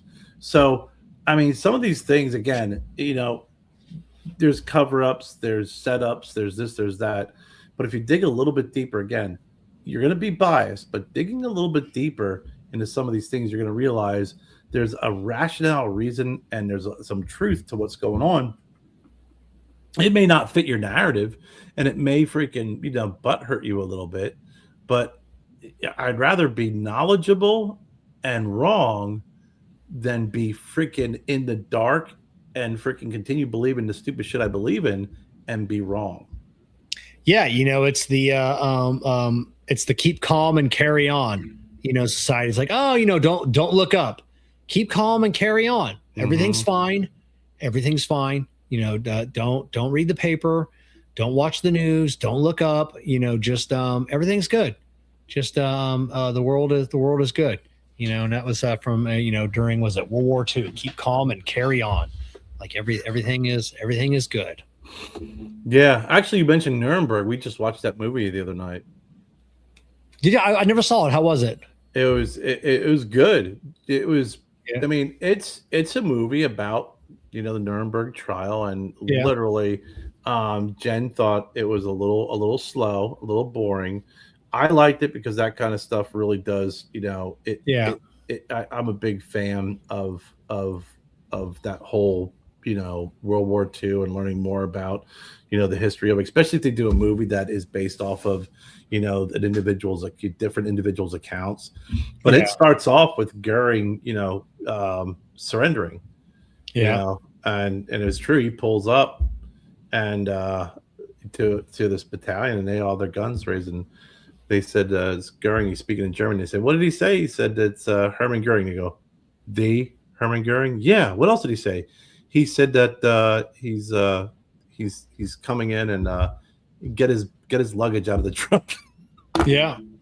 Russell Crowe did a really good job too. Yeah. But yeah, really interesting story about his relationship with the psychiatrist that went in and would talk to all these German high commanders and high leaders during this time, and how they found the weakness and a way to actually, because it was a world stage. I mean, it was never done before. Yeah. You Oh, yeah. know, No, that was the first time. Yeah. they were like, so you mean to tell me we're gonna get a freaking we're gonna get this big tribunal, we're gonna get this big freaking legal freaking case, and we're gonna get a freaking judge from France, a judge from Russia, a judge from here, a judge from there, and you're gonna present the case, and you're like, you're gonna put Herman Goering on the witness stand, and he's like, dude, you're not gonna beat him. Like, he's a narcissist. He is a freaking self-indulging, but he is charismatic and he is fucking smart as hell. But they understood what his weakness was when you have a psychiatrist in there, better understanding who he is. But really, really good movie. Well done. Yeah, I watch a lot of small videos on YouTube on specific SS officers and how relentless the Israeli Mossad was. I mean, just going after every single person, no matter where they were in the world. Like, they were not letting this person. They were hunted. They wanted them to live in fear for their entire lives, knowing that the Mossad was coming at any moment. And these people and the Mossad was relentless. Picking these people up one by one, and just didn't matter. They didn't care about the country they were in. No. Scoop them up in a bag. Put them on a plane. Put them in a. I forget the one guy that they knocked out. Put them in luggage. Put them on a plane, and brought them back out from Argentina. Like, they didn't. We just watched a movie about that a little while ago. I can't remember. They went in and they snatched someone up in. It was in Argentina. Yeah. For the life of me, I cannot remember the name of the movie. It's probably, I forget who the one of the main people that they got, and it's just but yeah, they scooped, like you said, they watched him. He'd leave the house and he'd take the bus. Yes, that same guy. I was just watching. I forget who was talking. Whatever podcast I was watching had a little thing on. Yeah, used to take the bus back and forth and to work. Yeah, he had a son. He used to watch. Like, it was the son's girlfriend who kept writing the Israeli government, and or her parents, like, hey, we think this guy is this person, and they would send agents, and no, we don't think it's him, and they finally got him to believe in him, and then they really started watching him and the whole bus thing, and I wish I could remember what that movie was. It was a really good movie though. As well, I mean, it was well done, because I remember the one Mossad, he was getting a little too close to him when they were chatting, again, to your point, it just shows how relentless they were. And we've talked a lot about the migration of Germans to South America. That was one of the things. Michael Shannon played in this movie, and I love Michael Shannon. He's one of my favorite actors. He's just brilliant. He played the lead prosecutor. He played Justice. Who the hell did he play? Something Justice Roberts, someone or other. But he played the lead prosecutor.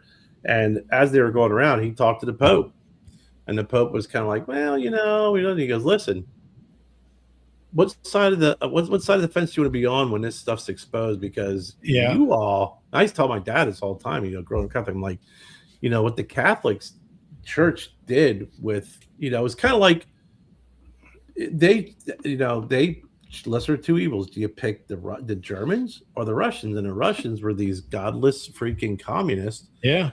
So they had a lot to do with smuggling Germans out of Europe. A freaking lot. They freaking dressed them like priests and freaking smuggled them out. Yeah, they got them through the Red Cross. And, once you had that paper from the Vatican and the Red Cross, you were, they didn't look at you twice. Oh, you got the pass.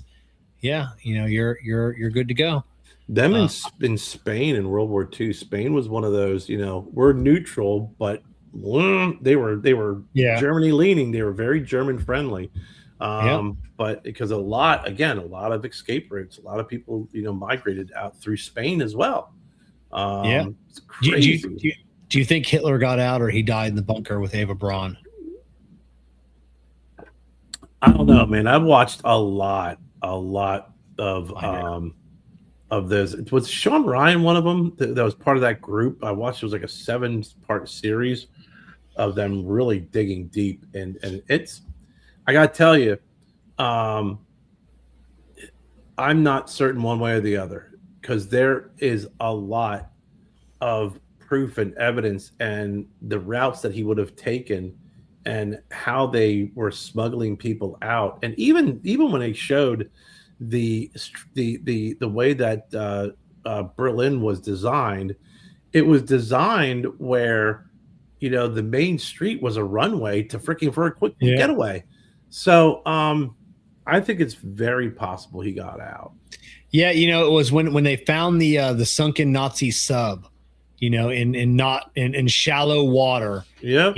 off of it could have been Argentina, somewhere in South America, and it's just like who had the ability to get on a sub, and take it across, the Atlantic all the way to South America. And there's really only one person that was commandeering a sub, and then have it scuttled, off the coast. So I don't know.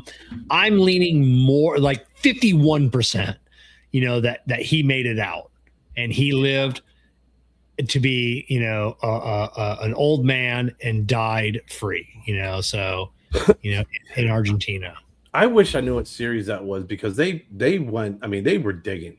They really did a great job of because they had everybody from different backgrounds looking for this, and they even went to Argentina. And when they started like looking through the jungles in Argentina, they were finding like old structures that were freaking So we watched that. Well, it was called Finding Hitler, wasn't it? Yeah, I think so.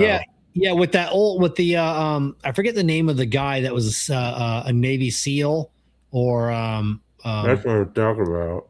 Or he was one of the I think he was a Navy SEAL, and then he was and then they were talking to other people, and I think it was called Finding Hitler, and it was like I remember Jessica and I watched like the 7 or 8 part series of that one, and then that's what got me to digging even more deeper into that, and then watching more podcasts about it, and on both sides, and now we're not even 100% that the DNA was it was that of a female. That's what everybody points out. It was a skull fragment of a female. Yeah. So I believe even Braun may have been freaking in that bunker, but she was flying solo, bro. Yeah. It's I don't know, man. It's if Dr. Mengele got out. Oh yeah. He lived. He lived in what 1979, 1980, 80. Yeah. So,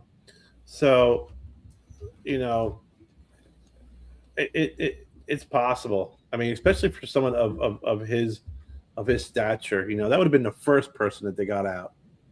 Yeah. Yeah. Yeah. Oh, that was Hunting Hitler. Hunting Hitler. It was 3 series. It was led by CA veteran Bob Baer and investigator John Chechnet. And that was it was God Almighty. I realized it was three seasons of that series. Oh, was it that long? Yeah. I didn't realize it was that long, for crying out loud.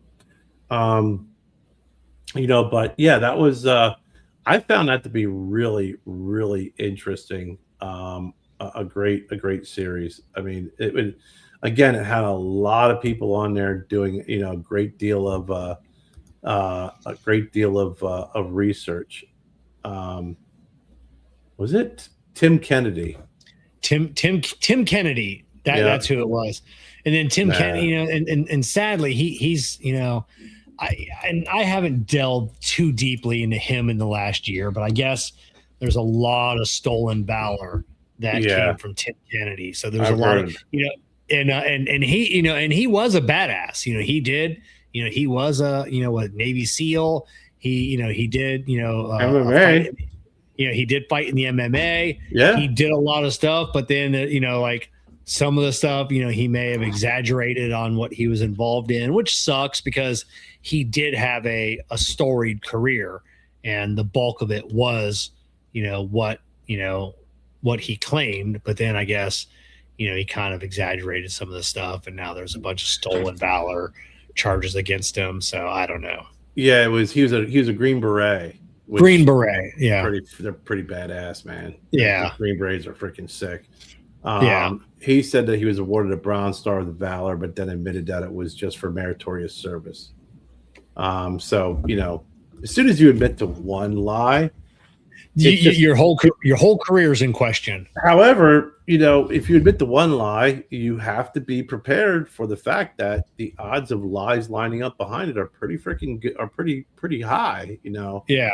If you're gonna slightly tweak one thing, if that's the way you want to put it, which anybody who served in the military would not consider that tweaking one thing, but he said he misspoke or whatever the case may be. But Tim Kennedy, that's right. For some reason I thought Sean Ryan because they kind of look a little bit alike, but him and a bunch of that's a great series. I like that series because it just wasn't one of those hokey series that said, well, he could have done this, and this they actually traveled the route that they knew that were already planned, and they followed a route to that freaking shoreline bunker in Spain.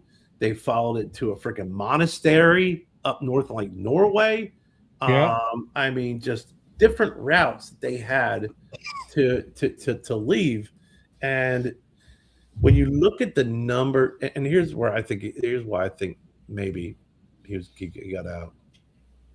You shave off that silly little mustache. You put a freaking cap on whatever. He looks like just every normal day German. But to know that so many people that were SS, some really bad characters in the Nazi party, ended up in South America. If that many people escaped, while we were still bringing over all their lead scientists and freaking and other bad people under Operation Paperclip, it's hard to believe that he didn't get out of there. Yeah, exactly. And then the other side of me, it's like, did he take his own life? I would say, of course he did, because he knew that his trial and his death, by hanging would have been a worldwide spectacle. Just everything that, that he stood for, everything, that's what, forever, him on trial. Mm-hmm. That's how his legacy was going to go down. And he knew that. He's like, the only way is like, I'm going to tell the story of my end, and it's going to be suicide. A lot of them did that because I mean, a lot of the high ranking officials, even Goering, he committed suicide at the end, a couple hours before he was to be hanged. Because that was, they're going to go out their way, even if it's suicide. But that's where they got him. They got him on the stand when they were talking, because he always played dumb. Yeah, I signed that document. The document said that, I support the emigration of, the Jews, out of the country. We put them in the camp to do work for us for the war cause. But the idea was to emigrate them out, get them out. We just wanted them out. And then when they started talking about, well, here was the plan, here's this, here's that, here's different concentration camps, and this was Hitler's final solution, his plan. Knowing all that now, would have you still followed him? And what happened was this gentleman from the UK, after Michael Shannon was struggling, his character, he stood up and asked that question, and freaking he said, yes, I would have, because he said, no, you're freaking Hermann Goering, you're an arrogant. He would have said no, that would have been, he said, yes, I would have. And that was the clincher, because you're basically saying, so even knowing now, if you don't know what you know now, this guy's exterminating millions of people, you'd still follow him? And he said, yep, yeah, I would. Because he was the highest ranking official of all these guys they captured. He probably had about a dozen folks. All of them, Hess. I mean, the whole 9 yards. They had a number of people that were captured that were some very bad actors in the Nazi Party. But they they knew. They said, he falls, they all fall. Yep. It's that simple. And again, I thought Russell Crowe did a great job. And Rami Malek, the guy who played Freddie Mercury in the Queen movie, was in it. Okay. Yeah. Oh, is he? Oh, okay. Yeah, he's a really good actor too. He's fantastic. Oh, yeah. Yeah. And yeah, I'll definitely have to watch it. I don't know if that's Jessica's cup of tea of movie, because everybody said it's a little slow, and that's not her favorite types of movies, ones that move like that. But I like watching. I like a little slow. It's a little slow. Yeah. But the one thing that they talked about, I won't say anything. I won't spoil it for you. But it's if you get to see the movie, I think you'll enjoy it based off of kind of like, your interest in history, especially of Nazi Germany. But I had to Google it because I'm really curious, right? And talk about these people fleeing and how they get away. Now it's like, dude, it's impossible to. I mean, you're talking about.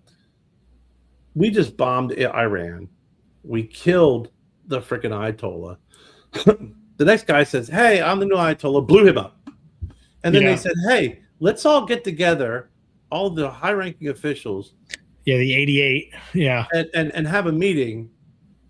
And they all got blown up. Yeah. Yeah, blew up that building. I think I heard, like him or not, but this is pretty funny. I saw an interview with Trump, and he's like, "Yeah, well, you got the Ayatollah that is replacement." He goes, then they had a meeting and we blew them all up. Yes, it's possible that someone just as bad may step into his role, but they were not people. Yeah.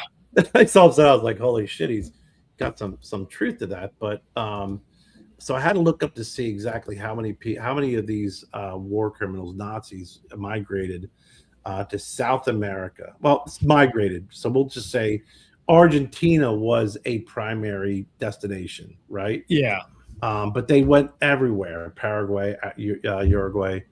Guess how many estimated Nazi war criminals fled to South America after World War II? It's got to be 100 at least. Higher. Really? You're not even scratching the surface with 100, Kevin. Really? 500? 9,000 to 10,000. Get the fuck out of here. 9,000 to 10,000 high-ranking SS.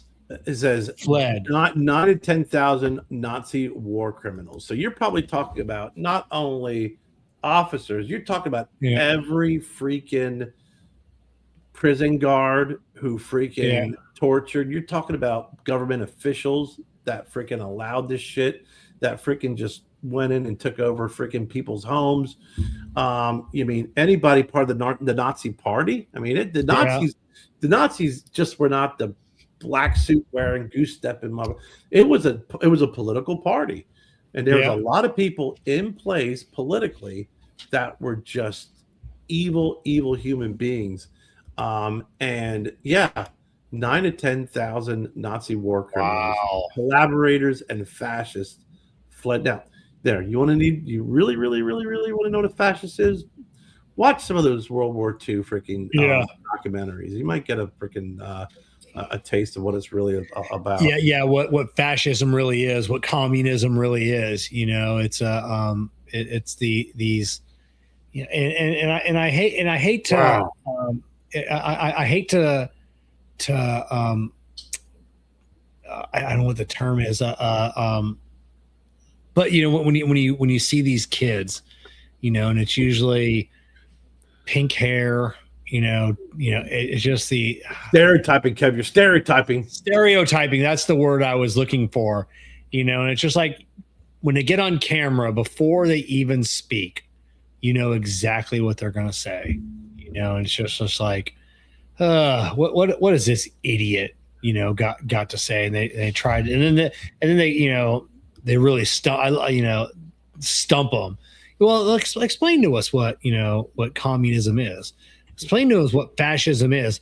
And they always have like the same like one line, answer. It's like for the greater good. It's like for the just like.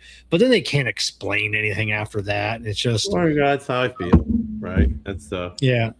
But yeah, it's crazy when they say that this it's over. I guess documentary from 2020. Just by I think a lot of it's pulled from that show we watched.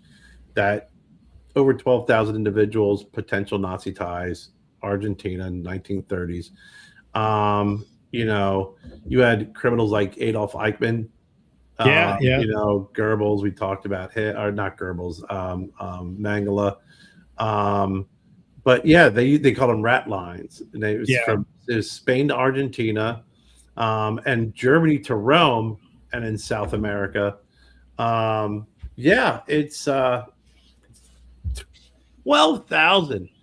That's, like you said, if you would have asked me before I looked that up, I probably would have said, I bet you about 1,000 freaking people escaped and made it over there, to be able to blend in and everything else. Like, no, it's ridiculous amount.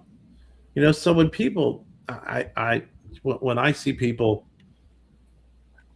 who are really, really, really, really start to criticize and have a negative wording about Israel, it's like, dude, you know what? Just be quiet. That is the one country that if you're going to be heavily cynical about and critical and make claims, that's the one country you probably shouldn't. They live around everybody who hates them and wants to kill them. They've been freaking almost eliminated from the face of the earth, and you're like, yeah, their guys they're a little rough, they're a little extreme. I'm like, fuck, duh. Yeah, that's my official intelligent response is duh. Of course, wouldn't you? Yeah, I know Ronnie from Secreto. He's got, he's like on a Facebook ban, because some people reported some of his comments, and none of his comments have been outrageous. He's in support of what we're doing over there in Iran, because that's where his family's from, not Iran, but I mean him, Risty, and a few other people from the cigar community. That's their that's their heritage. That's their, that they remember, like Ronnie's dad, Pops, remembers the time before, the Shah, remembers the time, where, when Frank Sinatra used to party in Baghdad, because like that was the place to go. Like that was the hottest place in the world to go. Hey, let's go to Baghdad. Like that, like the women are the hottest.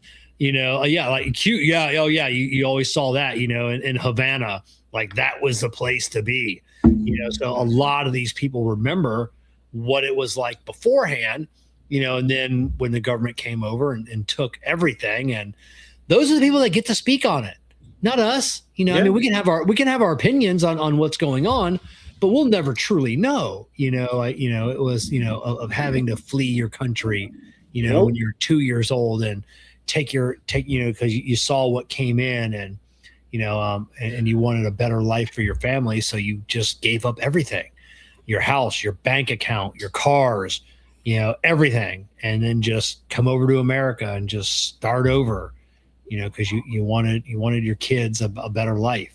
Those are the there. You want your wife and your daughter to actually live free.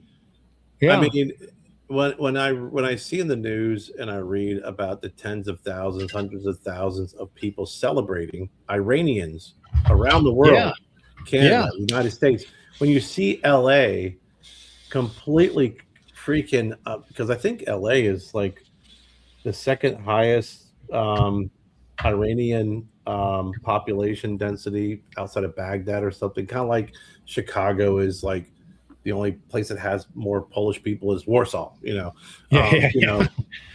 But to see that, and then I drive down 85 and I see about a dozen ding dongs with their anti-Iraq stuff, and I'm like, I'm gonna go with the hundreds of thousands of Iranians who are celebrating right now because, like, to your point, I can have my opinion on things. Your opinion, I think, folks' opinions are more about the person who's doing it versus the act. Yeah. Is really what it boils down to. But when you have people that are Iranians or people that are Israelis, and when you talk about subjects that are, I'm like, you know what? Okay, I get it. And it wasn't, for a lot of these folks, I mean, in Israel, it's looking at your lineage and going back and saying that my grandmother, right? Because it's not that far removed. No, My it's grandmother, just a single generation. or even my great grandma, but mostly it's like my grandmother or my mother, my father, we were lost. My sister, my brother, was lost in a concentration camp. And to understand that there are folks, just not hate groups, like you have with the Klan, and stuff like that.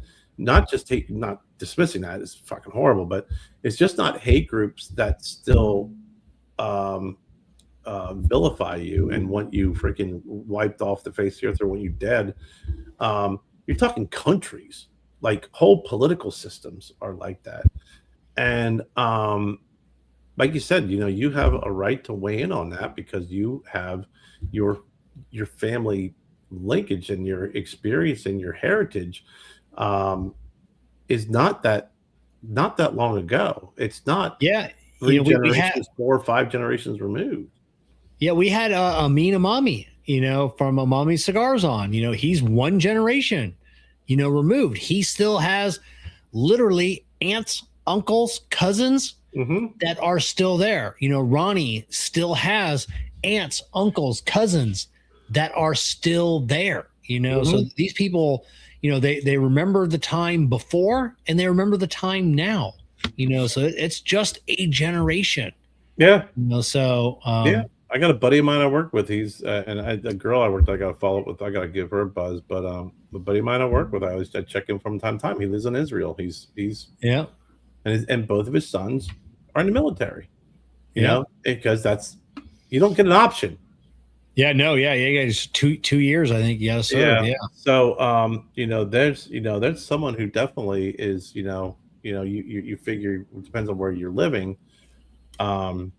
We had someone working with us where, during we were working on a project or a program, and it was like, oh, you're not going to hear from me for a couple of days. I got to go in a bomb shelter. Yeah.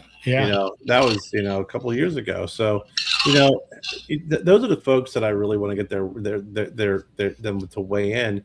And I listen to what they have to say. Even if people, who disagree, I still will listen to what they have to say, before someone who's waiting for their triple soy latte at Starbucks and wants it extra hot so they can stand out and protest. Wait on the natural folks. Yeah, before I weigh in on your opinion on something, I'll go to your Facebook profile and I'll see your past profile pictures and see which flag is up that month.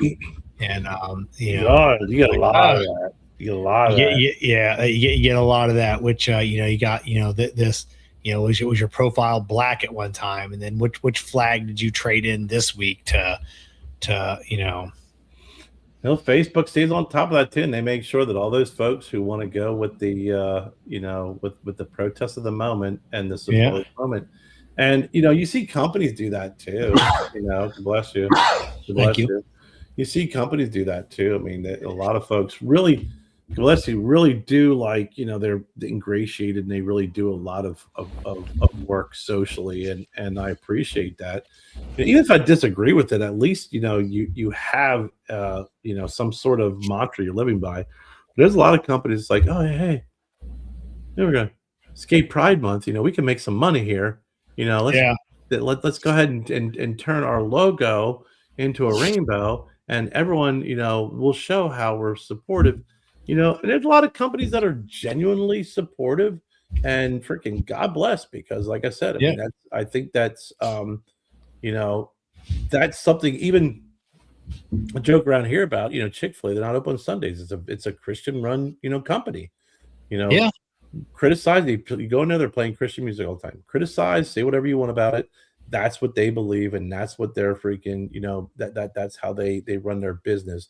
And they make great chicken, and they're quick and they're fast and they're efficient, and they really have perfected the the drive-through line.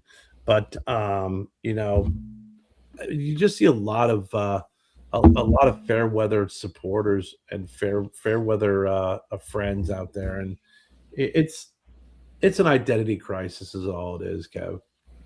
That's all it is. You know. So all right, I think we'll leave it on this. Next week we got a lot to talk about. I'll be Jessica and I are going down to the Great Smoke, the 20th anniversary, the greatest show on earth.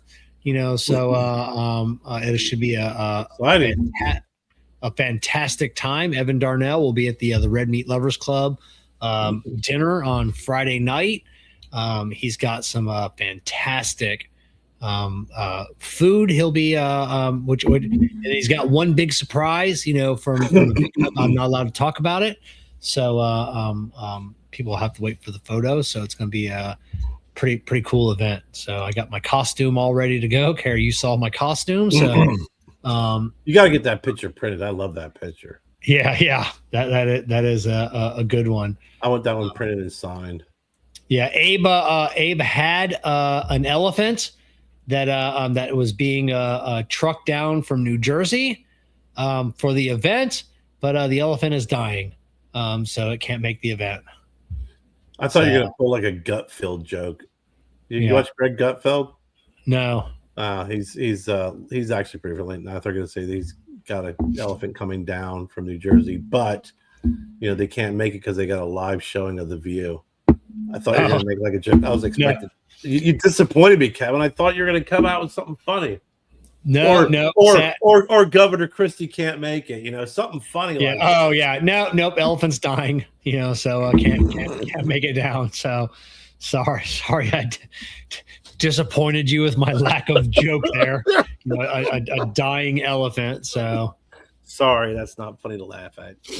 Yeah, poor elephant. So, but yeah, so we'll be talking about that. You and I have a fantastic trip to Louisville, Kentucky.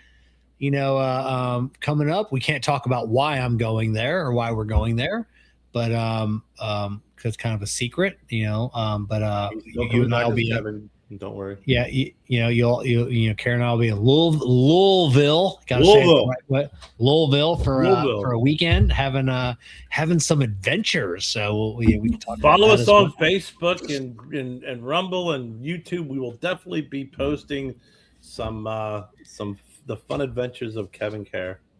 That's it. And then Jessica kind of got mad at me the other night because I just assumed that she was not going to go with us, but I also did not realize that I should have asked if she wanted to go. So I did not ask. You're just so excited. Kept talking about you and Kerr having the boys trip. Didn't even ask me if I wanted to go. And I'm like, I didn't think you wanted to go. I don't want to go, but you could have asked. Yeah, dude, that's a slippery slope. You do not want to go down, Kevin. Yeah. So I forgot to ask. So it's just going to be a nice little boys trip. You didn't give me the opportunity to say no, Kevin. Yeah. So, sorry, everybody. Thanks for coming on, spending a couple hours of your Monday night with us. We definitely appreciate it. Yeah. We'll see everybody back here next Monday night, 7 p.m. Eastern Standard Time. We'll see you.